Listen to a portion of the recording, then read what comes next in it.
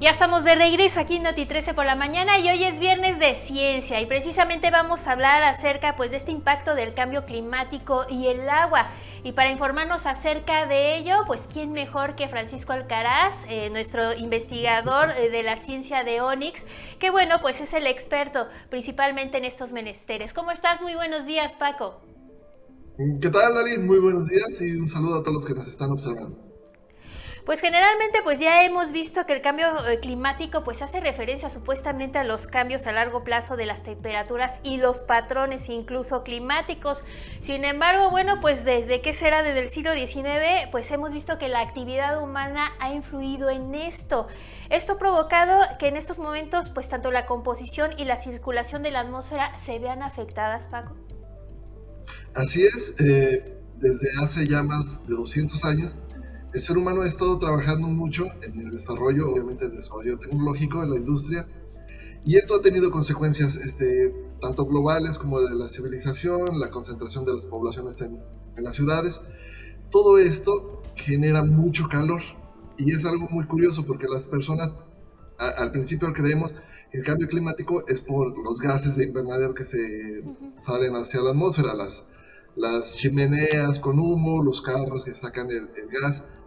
No nada más es eso, es parte de. Lo curioso es que incluso tener una computadora prendida, tener el celular prendido, genera contaminación térmica, que es el gran problema.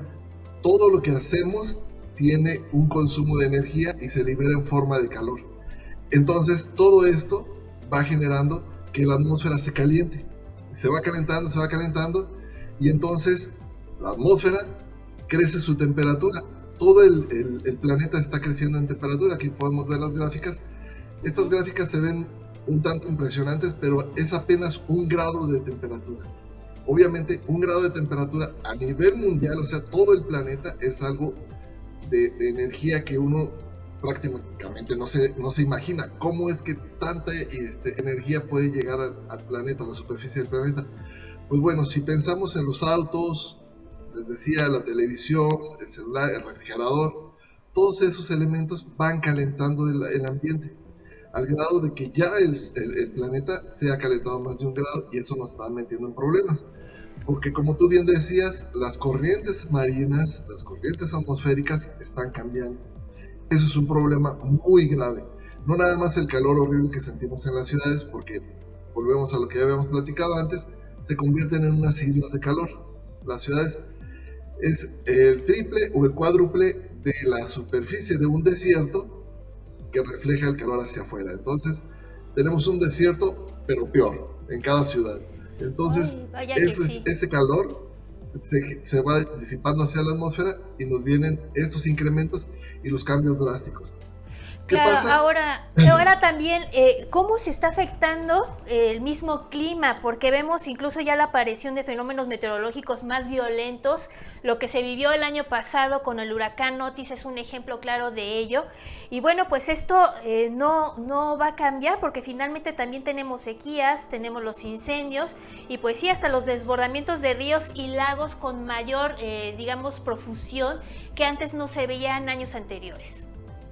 No, nos va a venir a sorprender en muchas cosas, como bien lo dices, que antes no se veían. El huracán Otis es un ejemplo. Pasar de una depresión a un ciclón categoría 5 en menos de 12 horas es algo que no se podía creer. Muchos todavía no explican cómo funcionó eso. Y bueno, nos agarró indefensos, nos agarró desprevenidos y las consecuencias son fatales. Lo mismo está pasando también en Estados Unidos con tornados que de repente llegan sin aviso. Los huracanes van a ser más intensos. Ya hemos visto en otras ocasiones hasta 5 o más huracanes en una sola región al mismo tiempo, un mayor número de huracanes por temporada. Entonces los extremos se están intensificando. Más calor en la época de calor, más frío en la época de frío y más lluvias, más tormentas más intensas. Estamos cambiando las cosas, nadie lo había hecho de esta manera. Y entonces vamos a tener consecuencias que nadie se había previsto y nadie lo había visto venir tan de cerca y tan rápido. Claro, hace 10 años nos estaban diciendo en gobierno, que yo estuve trabajando ahí con ellos, de las consecuencias que podía provocar el cambio climático, y una de las difíciles de creer es la migración por el efecto climático. Así Las es. zonas que tenían antes buenas lluvias, buen clima, ya no lo van a tener. Las siembras no se van a poder lograr. En las noticias nos lo están diciendo. El problema del agua nos trae consecuencias como que si antes había 3 cosechas de algún alimento, en estas épocas, sin agua que nos ayude, apenas van a lograr una cosecha. Entonces eso va a provocar migraciones, va a provocar cambios en la producción de los alimentos. Y bueno, lo estamos tocando con el lago de Pátzcuaro, con el lago de Cuitzeo, las presas en todos lados están muy de abajo. El cambio está fuerte y nos está agarrando desprevenidos, que es lo peor. Claro, y además incluso pues vemos el almacenaje de agua en las presas cuyo porcentaje está por debajo del índice esperado que se veía en otros años. Ahora también están estos conflictos por el agua, que bueno, como veíamos en las películas de Mad Max, pues ya es casi prácticamente una realidad. Se está utilizando pues el agua como un arma o incluso también puede ser un detonante de violencia. Ahí vemos precisamente gráficas que nos proporcionabas, e incluso también de países donde vemos incluso una incidencia en el caso de Asia y pues ya con menor incidencia en otros territorios donde vemos ya ese conflicto como algo real, algo palpable.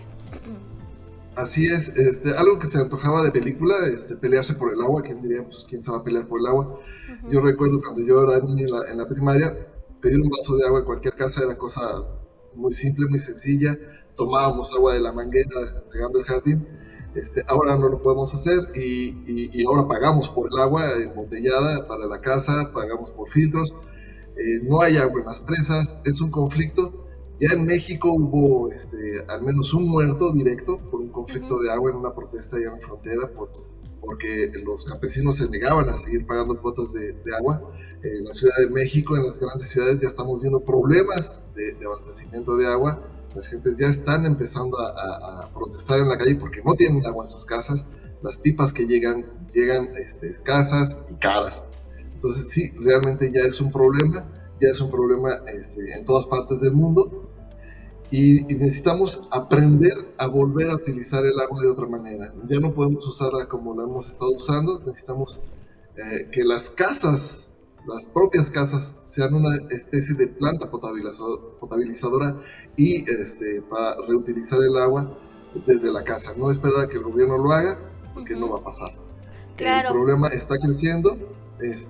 Ya tenemos problemas de temperatura en los océanos, los peces están migrando hacia los polos, buscando regiones más frías, entonces las pescas va a ser más difícil conseguir el pez para los pescadores. Ya no va a ser el que me salgo 5 kilómetros cuando mucho allá de la costa y regreso ya llego con la barca llena de peces, ya no va a ser tan fácil. Entonces sí nos tienen problemas, como les decía, tanto sociales como de alimentación y de supervivencia, porque la gente no va a poder seguir viviendo donde estaba viviendo desde hace cientos de años. Claro, ahora también hay algo importante que hay que recalcar, qué tanto la evolución demográfica incide.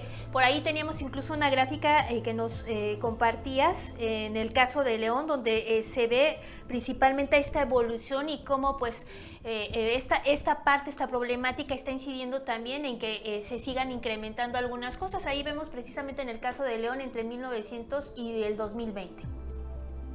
Así es, cosa de 70 años y pasamos de 100,000 personas a 1,5 millones, ¿no? Entonces es desorbitante.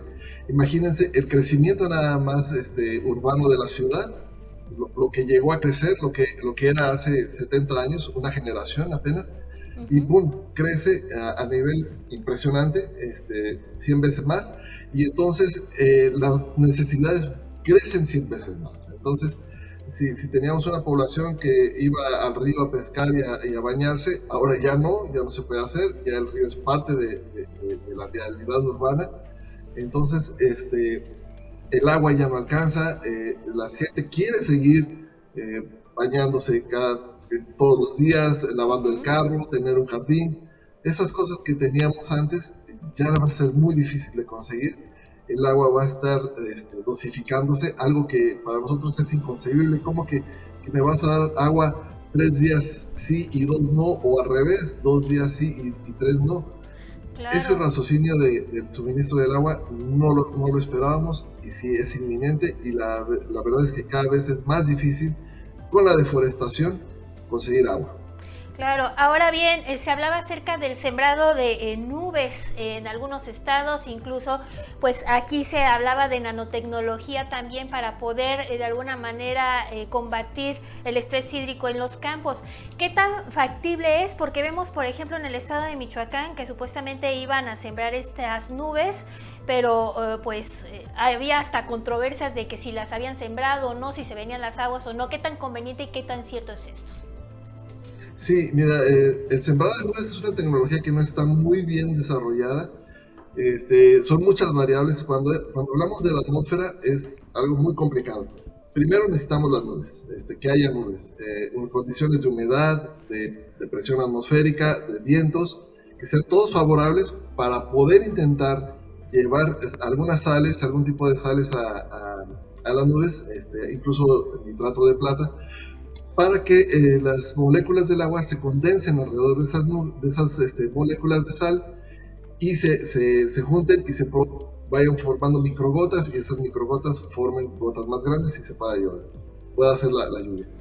Si estuviéramos en la costa donde hay mucha humedad, donde sí hay corrientes, donde hay posibilidad de nubes, podríamos sembrar las nubes y esperar una lluvia.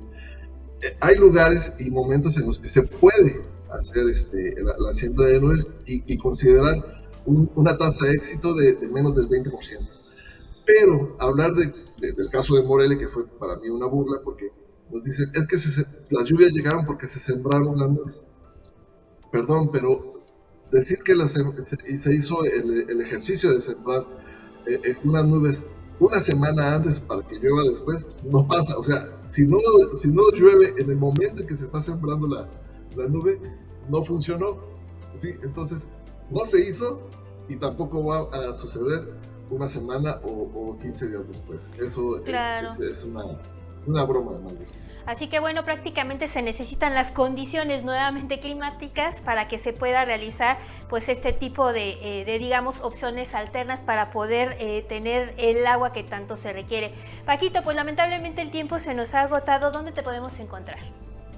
En redes sociales como Francisco Alcaraz o en Onyx Divulgación de la Ciencia. Ok, pues muchísimas gracias. Tendremos que darle seguimiento en la segunda parte porque todavía hay mucho de qué hablar y sobre todo también para intentar buscar soluciones para lograr revertir este cambio climático que a estas alturas pues ya también es complicado. Gracias, Paco. Buen día. Buen día, hasta luego, un abrazo. Con esto vamos a una pausa. Regresamos en breve.